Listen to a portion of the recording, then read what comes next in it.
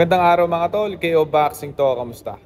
Panoorin natin mga tol yung press media ng ating pambato na si Vincent Astrolabio ilang araw bago ang kanyang laban dito sa Japan kontra sa WBC World Bantamweight Champion na si Junto Nakatani. Panoorin natin mga tol.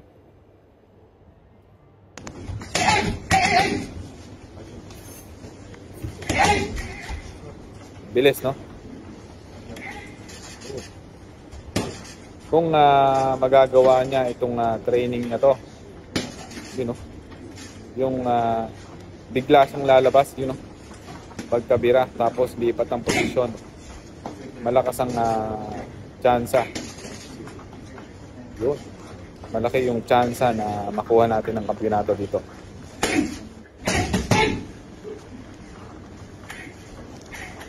Yun. Simple lang, hindi nila masyadong pinapakita yung pinag-insayuhan nila ng habang panahon. So laban niya mga tol sa July 20 para sa WBC World Bantamweight Championship belt.